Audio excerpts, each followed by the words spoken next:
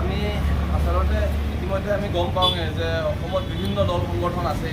বিভিন্নখন মঞ্চ আছে। গতিকে আমি মানে গতানুগতিক ধাৰাটোৰ বিপৰীতে গৈ পেলাই আমি আচলতে প্ৰাগজ্যোতিষ সুৰক্ষা মঞ্চ নামেৰে এখন মঞ্চ গঠন কৰিছোঁ, য'ত আমি মানে এই গতানুগতিক প্ৰক্ৰিয়াৰ মাজেৰে নগৈ ৰাইজৰ শ্ৰীচৰণত আমি ৰাইজৰ সেৱাৰ্থে আমি ৰক্তদান শিবিৰ এটা পাতি পেলাই গুৱাহাটীবাসী ৰাইজৰ বাবে বৃহত্তৰ প্ৰাগজ্যোতিষপুৰ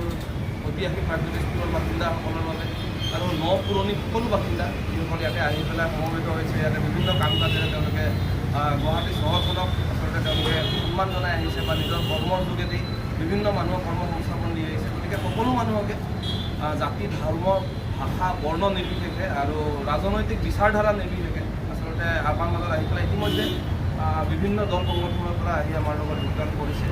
আৰু আহিবলগীয়া দিনত আমি ভাবি আছোঁ যে গুৱাহাটীৰ ৰাইজৰ বাবে আমি কেনেকৈ আগবাঢ়িব পাৰোঁ, পৰিকল্পনা চলি আছে। চিন্তন মন্থন কেনেধৰণৰ কাম কৰিম? নিশ্চিতভাৱে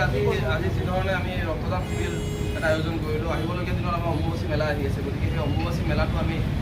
কিধৰণে কৰিব পাৰোঁ, কাম কাজবোৰ বা ৰাইজৰ কাৰণে আমি বিভিন্ন কাম কাজবোৰ আমি কেনেকৈ আগবঢ়াই লৈ যাব পাৰোঁ,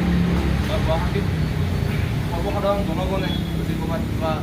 দুখ বেদনা আৰ্তনাদত যদি ভুগি আছে, আমি তেওঁলোকক কেনেকৈ সহায় কৰিব পাৰোঁ সেইবোৰৰ বিষয়ত আচলতে চিন্তন মন্থন চলি আছে আৰু কাম কাজবোৰ দ্ৰুতগতিত আগবাঢ়িছে। কাৰ্যালয়ৰ কথাও আছে, তাৰ স্থায়ী সদস্যৰ কথাও আছে। নিশ্চিতভাৱে চাওক, আমাৰ কাৰ্যালয়ৰ বাবে এইমাত্ৰ এনেকুৱা ধৰণৰ কথা আহি আছে যে বিভিন্ন মানুহে আমাক কৈ আছে যে আপোনালোকে আমাৰ ঘৰৰ উপৰখি লৈ লওক বা আপোনালোকে আমাৰ এখন দোকান লৈ লওক, কিন্তু আমি সেই বস্তুবোৰৰ পৰিৱৰ্তে আমি এটা বেলেগ এটা চিন্তা ধাৰণা কৰিছোঁ, য'ত আমি মানে ৰখি পেলাই আচলতে কোনোবা গছৰ তলতে ৰখি পেলাই বা এনেকুৱা ধৰণৰ য'ত আজি গুৱাহাটীত মানে আজি সেই বস্তুটো আমাৰ পৰিৱেশটো নোহোৱা হৈছে, আড্ডা পৰিৱেশটো নোহোৱা হৈছে। গতিকে সকলো আমি কৰ্মব্যস্ততাৰ মাজত যদি অলপমান সপ্তাহত এটা দিন যদি আমি ওলাই পেলাই যদি ৰাইজৰ কাৰণে যদি আমি কিবা এটা কৰিব পাৰোঁ, সেই বস্তুটোৰ কাৰণে আমি চিন্তন মন্থনটো